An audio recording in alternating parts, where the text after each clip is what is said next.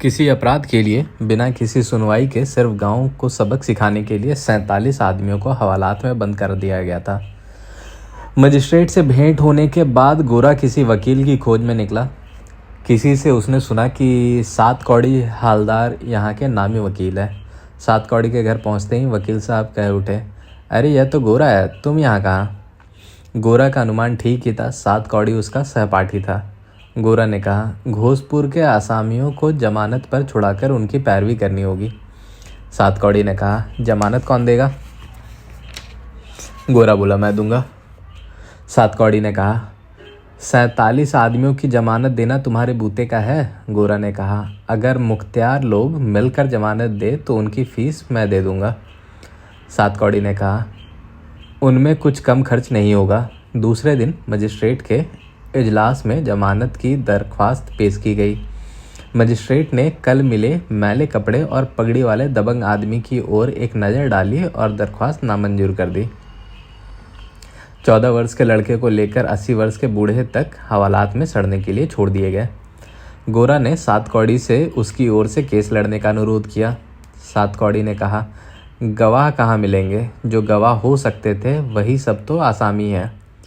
इनके अलावा साहब को मारने के इस कांड की जांच के मारे सारे इलाके में के लोगों के नाक में दम है। मजिस्ट्रेट समझता है कि भीतर ही भीतर इसमें भद्र लोगों का भी हाथ है।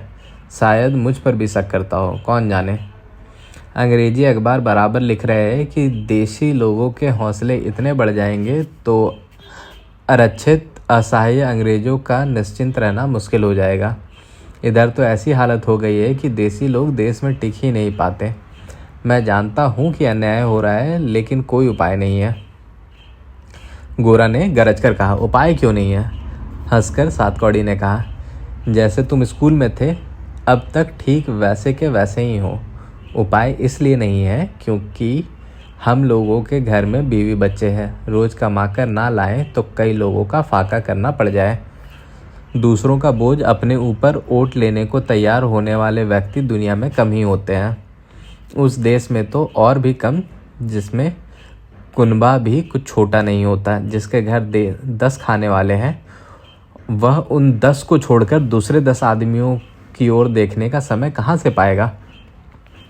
गोरा ने कहा, तो इन लोगों के लिए तुम कुछ नहीं करोगे? हाई कोर्ट के सामने यदि अधीर होकर सात कौड़ी ने कहा, अरे तुम यह क्यों नहीं देखते कि एक अंग्रेज जख्मी हुआ है? हर अंग्रेज राजा है और छोटे अंग्रेज को मारना भी छोटे किस्म का राजविद्रोह ही है जिसका कोई सुफल नहीं निकलने वाला।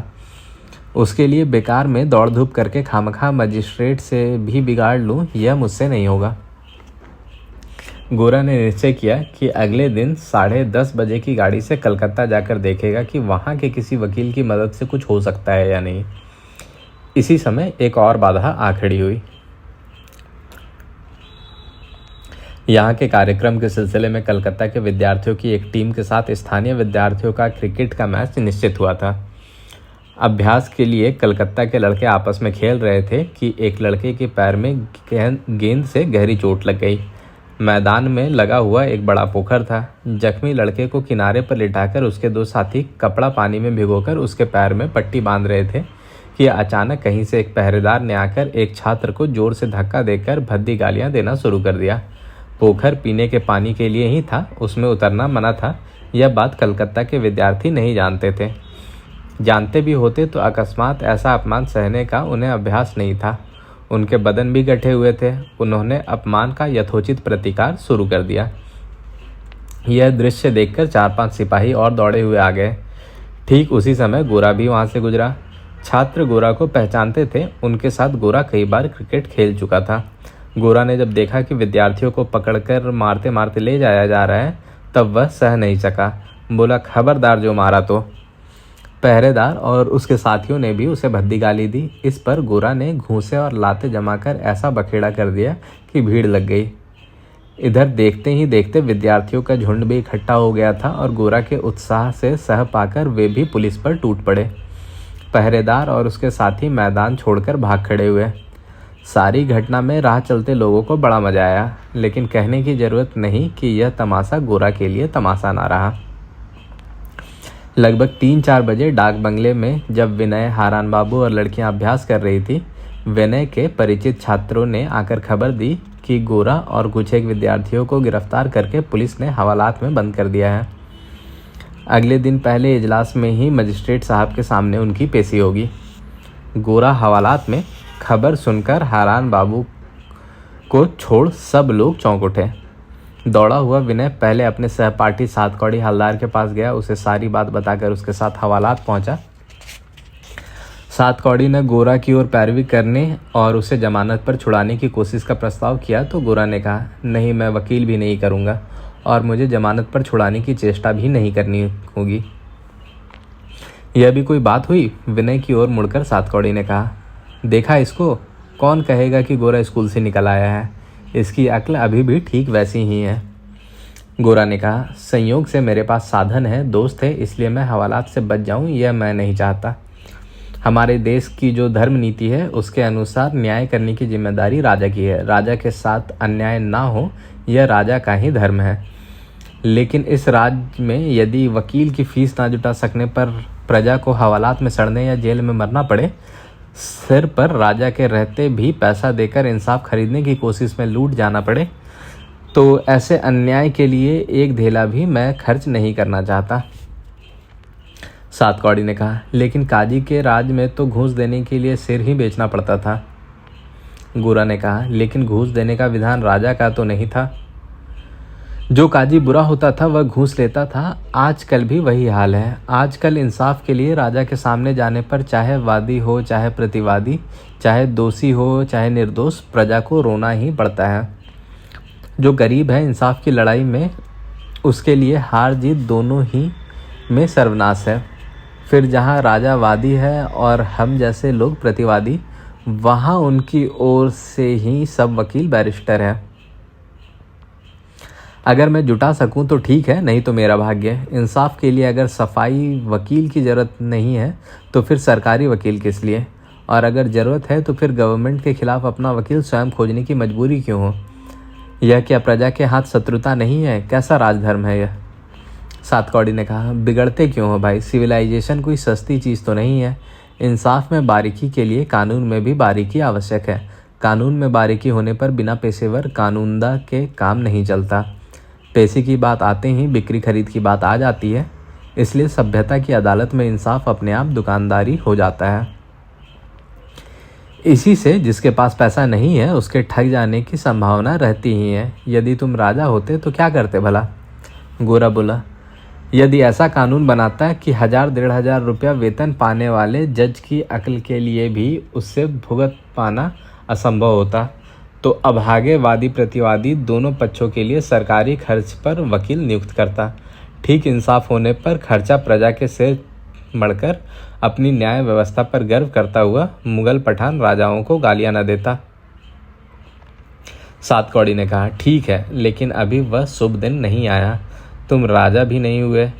जब आज तुम सभ्य राजा की अदालत में आसामी बने पेशे हो, तब तुम्हें या तो अपनी गांठ से पैसा खर्च करना होगा या किसी दोस्त वकील की शरण लेनी होगी, नहीं तो और किसी प्रकार से मुसीबत टलेगी नहीं। हट करके गोरा ने कहा, कोई कोशिश ना करने से जो सिर पर आएगी, भले ही वह मेरे सिर पर आ जाए, बिल्कुल असहाय कि इस राज्य में जो गति होगी वह मेरी भी हो। विनय ने भी बड़ी मिन्नतें की, लेकिन गोरा ने सबकी अनसुनी कर दी। उसने विनय से पूछा, अचानक तुम यहाँ कैसे आ पहुँचे? विनय का चेहरा जरा तमतमा उठा। गोरा आज हवालात में ना होता तो शायद विनय कुछ विद्रोह के स्वर में ही अपने वहाँ होने का कारण बता देता, लेकिन आज स्पष्ट बात करके उसके मुंह पर नहीं आई। वह बोला, मेरी बात फिर होगी, अभी तो तुम्हारी। गोरा ने कहा, मैं तो आज सरकारी मेहमान हूँ, मेरी चिंता तो सरकार स्वयं कर रही है, तुम लोगों को कोई चिंता करने की ज़रूरत नहीं है। विनय जानता था कि गोरा को डिगाना संभव नहीं, इसलिए वकील करने की कोशिश उसने छोड़ दी। बोला, यहाँ का तो तुम खा नहीं सकोगे, बाहर से कुछ खाना भेजने का प्रबंध कर दूँ? अधीर होकर गोरा ने कहा, विनय, क्यों तुम बेकार में दौड़ धूप करते हो? मुझे बाहर से कुछ नहीं चाहिए। सबके भाग्य में हवालात में जो आता है उससे अधिक मैं कुछ नहीं चाहता। लाचार होकर विनय डाक बंगले लौट आया। सुचरिता रास्ते की ओर वाले एक सोने के कमरे में दरवाज़ा बंद करके खिड़की खोले विनय के लौटने की प्रतीक्षा कर रही थी। किसी प्रकार भी दूसरों का साथ या उनकी बातचीत उसे सहन नहीं हो पा रही थी। जब सुचरिता ने देखा कि विनय उदास और चिंतित चेहरा लिए डाक बंगले की ओर आ रहा है, तब उसके हृदय में अनेक आशंकाएं उठने लगी। बड़ी मुश्किल से अपने को शांत करके एक किताब हाथ में लेकर वह बैठन के कमरे में आई। सिलाई का काम ललिता को बिल्कुल नहीं रुचता, लेकिन आज एक कोने में चुपचाप बैठी वह सिलाई कर रही थी। लावण्य सुधीर के साथ अंग्रेजी शब्द बनाने का खेल खेल रही थी। लीला दर्शक बनी बैठी थी। हारान बाबू वरदा सुंदरी के साथ आगामी कल के उत्सव के बारे में बातचीत कर रहे थे। विनय ने आज सवेरे पुलिस के साथ गोरा के झगड़े का सारा किस्सा ब्यौरेवार सुना दिया। सुचरिता स्तब्ध बैठी रही। ललिता की गोद से सिलाई नीचे गिर गई और उसका मुंह लाल हो आया। वरदा सुंदरी ने कहा, आप कोई चिंता ना कीजिए विनय बाबू, आज शाम को ही मजिस्ट्रेट साहब की मेम से मैं गौर बाबू के लिए कहूँगी। सुधीर ने कहा, उसके बचाव के लिए तो कोई प्रबंध करना ही होगा। जमानत पर छुड़वाने और वकील नियुक्त करने के बारे में गोरा ने जो आपत्तियां की थी, विनय ने वो सब बता दी। सुनकर हारान बाबू चिढ़कर बोले, यह सब बेकार की हेकड़ी है। ललिता के मन का भाव हारान बाबू के प्रति जैसा भी रहा हो, पर अब तक वह उनका सम्मान करती आई थी और कभी उनके साथ बहस में नहीं पड़ी थी। आज जोर से सिर झटक कर बोल उठी, बिल्कुल बेकार नहीं है। गौर बाबू ने जो किया है बिल्कुल ठीक किया है। मजिस्ट्रेट सिर्फ हमको दबाता रहेगा और हम अपनी रक्षा खुद करेंगे।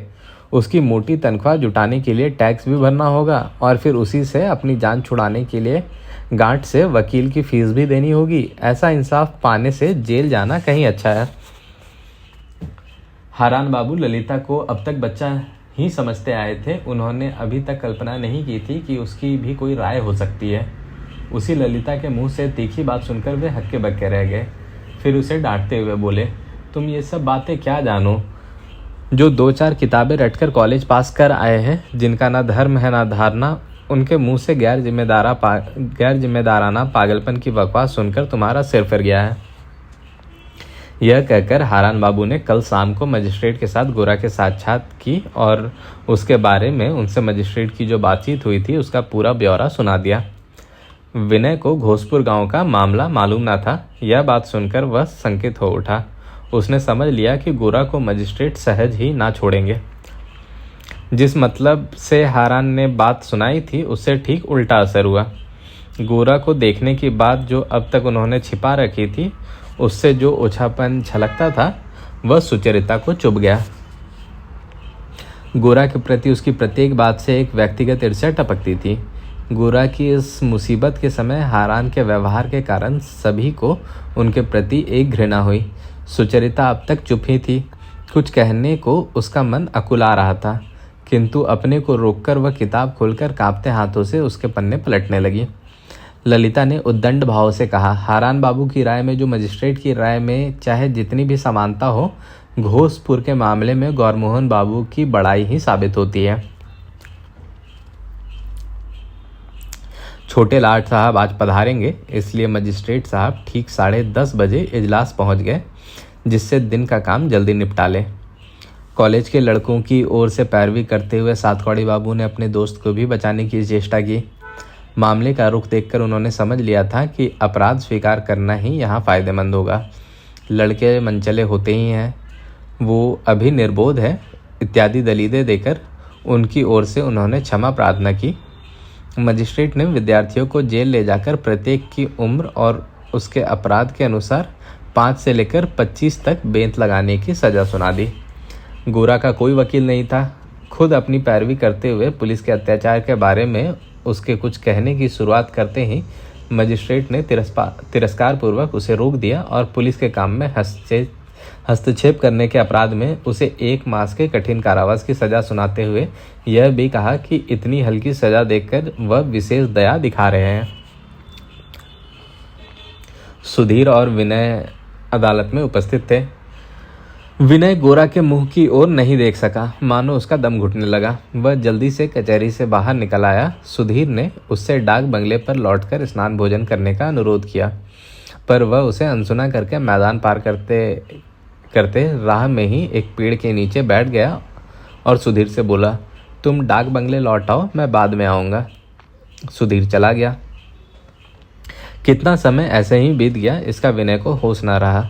सूर्य शिखर तक पहुंचकर पश्चिम की ओर उतरने लगा था, तब एक गाड़ी ठीक उसके सामने आकर रुकी। मुंह उठाकर विनय ने देखा, सुधीर और सुचरिता गाड़ी से उतरकर उसकी ओर आ रहे थे। वह जल्दी से उठ खड़ा हुआ। सुचरिता ने पास आकर स्नेह भरे स्वर से कहा, विनय बाबू चलिए। सहसा विनय ने लक्ष्य किया कि वे राह चलते लोगों के लिए कौतूहल का विषय बन गए हैं। जल्दी से वह गाड़ी पर सवार हो गया। सारे रास्ते कोई भी कुछ बात ना कर सका। विनय ने डाक बंगले पर पहुंचकर देखा, वहां लड़ाई चल रही है। ललिता इस बात पर अड़ी हुई थी कि किसी तरह वह मजिस्ट्रेट के घर नहीं जाएगी। वरदा सुंदरी बड़ी मुश्किल में पड़ गई थी। हारान बाबू ललिता जैसी बच्ची के इस असंगत विद्रोह से क्रोधवश पागल हो रहे थे। बार बार वे कहे जा रहे थे कि आजकल के लड़कियां ना जाने क्यों ऐसे बिगड़ रहे हैं, कोई अनुशासन ही नहीं मानना चाहता। अरे गहरे लोगों की संगत में फिजूल बातें करते रहने का यही नतीजा होता है। ललिता ने विनय के आते ही कहा, विनय बाबू मुझे माफ़ कर दीजिए, मैंने आपके निकट भारी अपराध किया है। तब आपने जो कहा था मैं कुछ समझ नहीं सकी थी। हम लोग बाहर की हालात बिल्कुल नहीं जानती, इसलिए ऐसा उल्टा समझ लेती हैं। पानू बाबू कहते हैं कि भारतवर्ष में मजिस्ट्रेट का यह शासन नियति का विधान है। ऐसा है तो फिर इस शासन को तन मन वचन से साफ देने की इच्छा जगाना भी इसी नियति का विधान ही है। हारान बाबू बिगड़कर कहने लगे, ललिता तुम। हारान बाबू की ओर पीठ फेरकर खड़े होते हुए ललिता ने कहा, चुप रहिए, मैं आपसे बात नहीं कर रही। विनय बाबू किसी की मत सुनिएगा। आज अभिनय किसी तरह नहीं हो सकेगा। जल्दी से वरदा सुंदरी ने ललिता की बात काटते हुए कहा, ललिता तू जो बड़ी अजीब लड़की है, विनय बाबू को आज नहाने खाने भी नहीं देगी। 1:30 बज गया है, उसकी भी खबर है। देख तो उनका चेहरा कैसा सूख रहा है। विनय ने कहा, हम लोग यहाँ उसी मजिस्ट्रेट के मेहमान हैं। इस घर में मेरा भोजन स्नान अब नहीं हो सकेगा। वरदा सुंदरी ने विनय को समझाने की बड़ी कोशिश की, खुशामद भी की। लड़कियों को चुप देखकर उन्होंने बिगड़कर कहा, तुम सबको हुआ क्या है? सुचि, विनय को जरा तुम ही समझाओ ना। हम लोगों ने वायदा किया है, इतने लोग बुलाए गए हैं, आज तो किसी तरह निभाना ही होगा, नहीं तो वे लोग क्या सोचेंगे भला। फिर कभी उनके सामने मुंह ना दिखा सकेंगे। सुचरिता चुपचाप सिर झुकाए बैठी रही। नदी दूर नहीं थी। विनय स्टीमर घाट की ओर चला गया। स्टीमर लगभग 2 घंटे बाद छूटेगा। कल 8 बजे के लगभग कलकत्ता पहुंच जाएगा। उत्तेजित होकर हारान बाबू विनय और गोरा की बुराई करने लगे। सुचरिता ने जल्दी से कुर्सी से उठकर साथ के कमरे में जाकर किवाड़ बंद कर लिए। थोड़ी देर बाद ही ललिता ने किवाड़ ठेलकर कमरे में प्रवेश किया तो देखा दोनों हाथों से मुंह ढके सुचरिता बिस्तर पर पड़ी है।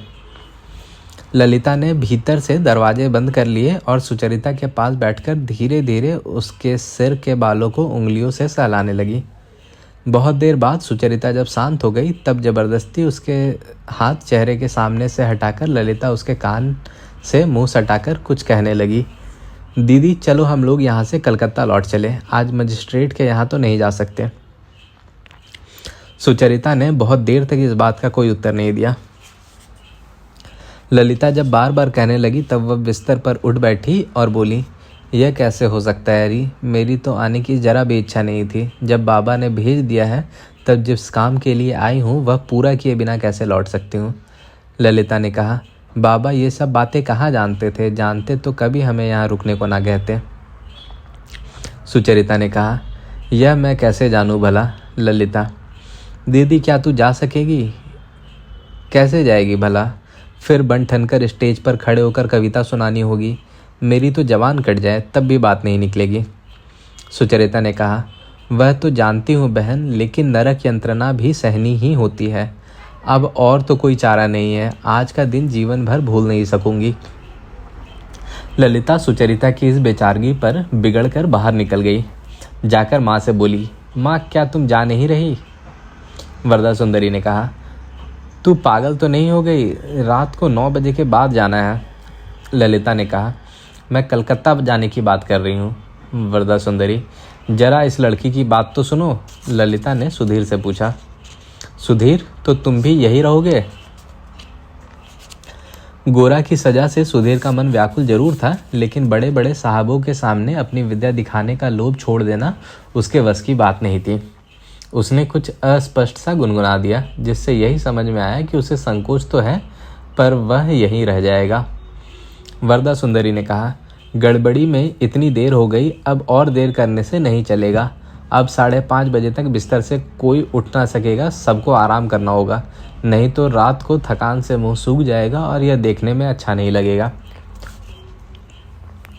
उन्होंने यूं कह कहकर सबको जबरदस्ती सोने के कमरों में ले जाकर लिटा दिया।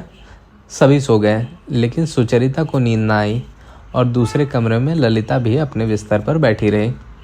रह रहकर स्टीमर की सीटी सुनाई देने लगी। जब स्टीमर छूटने ही वाला था और खलासी सीढ़ी उठाने की तैयारी कर रहे थे, तब डेक से विनय ने देखा एक भद्र महिला तेजी से जहाज की ओर बढ़ी आ रही है। उसकी वेशभूषा से वह विनय को ललिता सिंह ही जान पड़ी, किंतु सहसा वह ऐसा विश्वास नहीं कर सका।